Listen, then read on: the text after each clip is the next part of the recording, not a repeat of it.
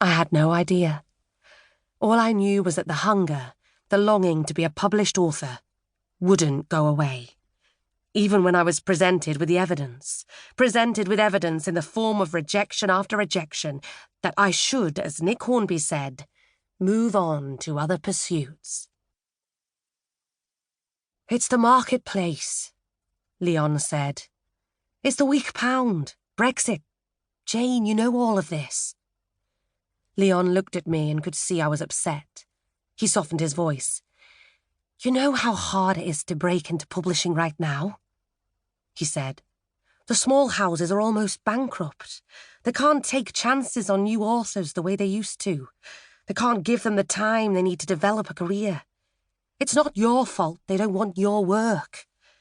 But I don't get why it has to hit you so hard every time. Leon was an author, a successful author. He wrote a series of gritty crime novels set in Liverpool featuring a tough guy, vigilante detective named D.S. Clement. Think Dirty Harry but black and with a Scouse accent. D.S. Clement liked to take the law into his own hands, acting as judge, jury and executioner.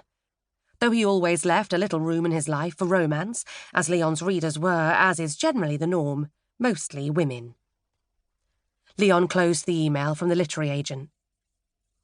You need to take a break, he said. A complete break. The whole thing's making you unhappy. It's all you think about. And besides, he said, gesturing to the kids, they need you. They need you as well, Leon. Leon sighed. They're growing up with a mother who's distracted. He tapped his temple twice with his index finger. Your head is always elsewhere, baby. You imagine life would be so much better if only. Find me a mother who's not like that, Leon, I snapped. Find me a mother who doesn't think her life would be better if only. That's how mothers of small children get through their days. Yes, he said, beginning to lose patience now, but probably for good reason. Either they've got 6 kids, or they're bringing them up single-handedly, or else they have a shitty job. I didn't have a shitty job. I taught creative writing for a few hours a week. Leon sighed again. Jane, you have none of those problems. Why can't you just accept that this is... You don't have any of those problems either, and yet I don't exactly see you falling over yourself to be present with your children, Leon. Every time they need you, you're slinking out of the room, hoping I won't notice. Every time I ask you to do something, you don't hear me, or you give some vague response that I'm supposed to interpret as the writer of the house is thinking. What about me? What about my career? What about your career? Don't do that, I warned. Don't do what?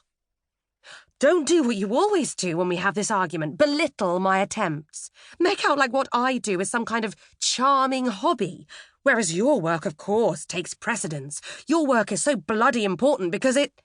Jane, he said levelly. The reality is, my work pays the bills. What exactly do you want me to do? Oh, fuck off! It was actually Leon's birthday. We had to be at his mother's house in half an hour for a special birthday lunch.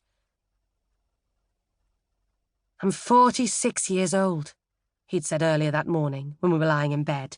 Why am I, a grown man, going to my mother's house on my birthday? Because she wants to see the kids and she wants to make you something nice to eat. Surely by the time a person's reached 46, they've earned the right to do whatever they please on their birthday. Every year it seems we end up doing the exact thing I least want to do. Next year I'll make an excuse. What would you like to do instead? Stay in bed, he'd said, shooting me a hopeful look. Read, watch TV, open a bottle of wine, have good afternoon sex with my wife. She might dress up a little, something slutty. Any one of those things would make me a happy man. Just one of those things. The kids are 4.5 and nearly 3, Leon. You can say goodbye to that dream birthday of yours for at least another 5 years.